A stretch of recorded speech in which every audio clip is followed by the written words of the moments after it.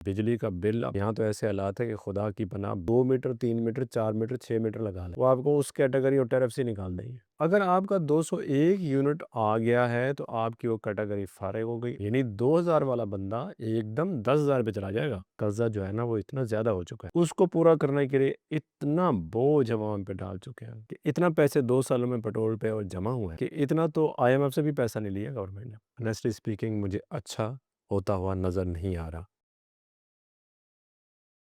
اعوذ باللہ من الشیطان الرجیم، بسم اللہ الرحمن الرحیم۔ ناظرین السلام علیکم ورحمۃ اللہ وبرکاتہ۔ میں Riaz Khosa Master Solar System Defence Road Lahore آپ سے مخاطب ہوں۔ آج ہم بات کریں گے وہی ہارٹ ایٹم میں جو چل رہا ہے، پچھلے ولاگ میں بھی ہم نے بات کی تھی کہ چونکہ پاکستان کی جو پوری گورنمنٹ ہے اور سسٹم ہے وہ تو ایک غریب آدمی، عام شہری اور جس کو آپ وائٹ کلر کہتے ہیں، سفید پوش طبقہ ہمارا،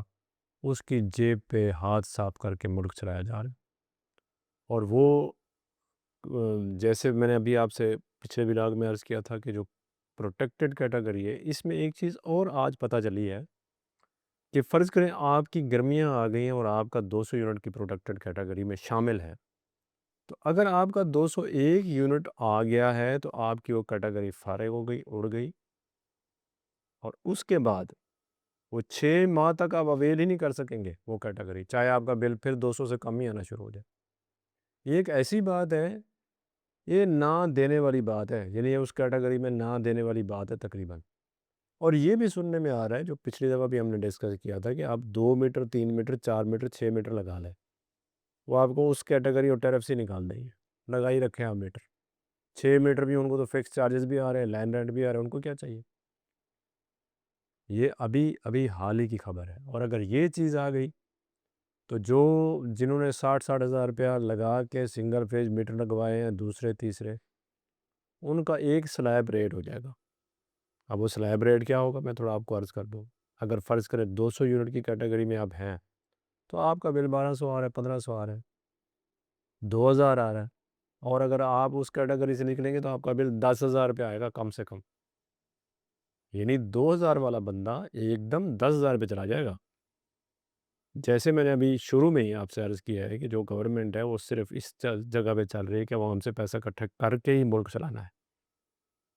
ٹیکس نیٹ ورک ٹھیک نہیں کرنا، فری یونٹس ختم نہیں کرنے، اور بجلی چوری روکنی نہیں ہے۔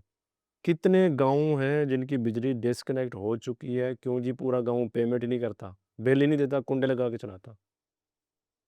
اور اس سے کہیں زیادہ، اب تو چلے جی ہم اس بات کو بھی مان لیتے ہیں کہ جناب آپ جو مرضی کر لیں، ظاہر سیاسی اثر رسوخ بھی رکھتے ہیں گاؤں والے، پھر وہ بجلی بحال کروا لیتے ہیں، اس کے بعد پھر کنڈے شروع، پھر 6 مہینے سال چلتے ہیں، پھر بجلی کٹ جاتی ہے، پھر اس کے بعد پھر سیاسی اثر رسوخ پھر شروع۔ کہنے کا مقصد یہ ہے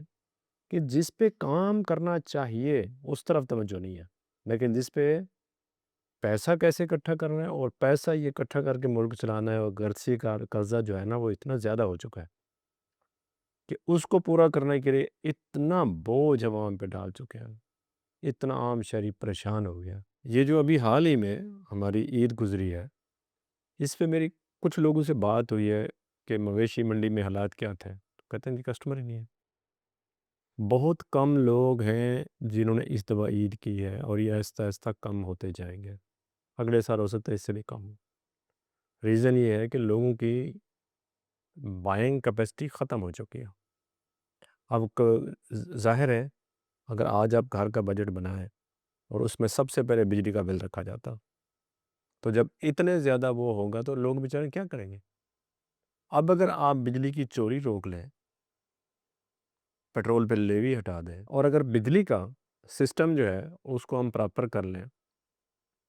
تمام سسٹم جو ہے ڈیجیٹل ہو جائے، اور یہ نجی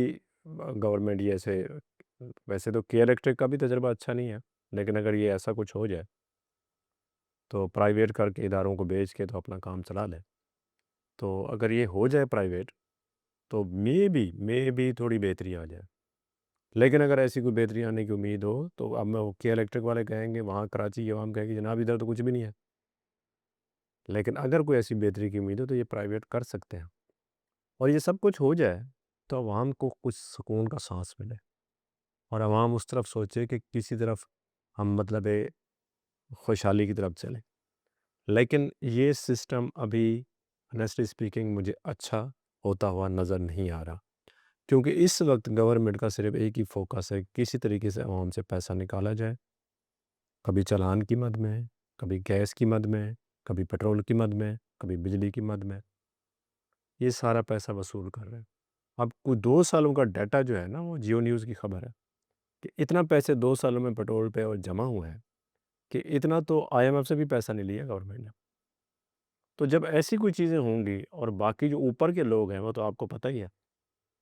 کہ ہمارے جو ادارے ہیں ان کی تو فیسلٹیز بڑھ رہی ہیں، تنخواہیں بڑھ رہی ہیں، ان کے فری یونٹس بڑھ رہے ہیں، پیٹرول بڑھ رہا ہے، M L As M Ps کی سیلریاں بڑھ رہی ہیں، لیکن ایک جو عام مڈل کلاس بندہ ہے اور جو اس سے نیچے والے لوگ ہیں، وہ اس وقت کس ذہنی اذیت میں پھنسے ہوئے ہیں، اس کا گورنمنٹ کو شاید آئیڈیا ہوگا،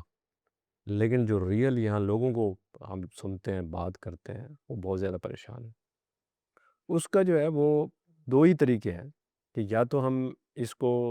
ہم جو بیچارے افورڈ کر سکتے ہیں ان کی بات کر رہا ہوں، سولر پہ چلے جائیں، یا پھر کشمیر میں شفٹ ہو جائیں۔ کیوں؟ کیونکہ کشمیر عوام تو متحد ہو گئی تھی، انہوں نے اپنے یونٹ سستے کرا لیے۔ یہاں پہ ہم اگر بات کریں تو یہاں تو ایسے حالات ہے کہ خدا کی پناہ، بجلی کا بل، اب گرمیاں آ گئی ہیں تو بجلی کا بل ایسے ہے کہ بس لوگ بیچارے نیٹ سے چیک ہی کر رہے ہوتے ہیں کہ جناب ہمارا بل اب کتنا آ رہا ہے اور کتنا آئے گا، اور کوئی پتہ نہیں ہے کہ اب فکس چارجز کتنے ہوں گے اور اگلی دفعہ کتنے تھے۔ تو جب ایسا سسٹم آ جائے تو انسان وہاں بچ کے رہے تو بہتر ہے،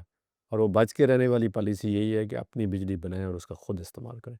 اس کے ساتھ ہی میں اجازت چاہوں گا، انشاءاللہ تعالیٰ اگلے ویڈیو میں آپ سے دوبارہ ملاقات ہو۔ تو السلام علیکم ورحمۃ اللہ وبرکاتہ۔ خدا حافظ۔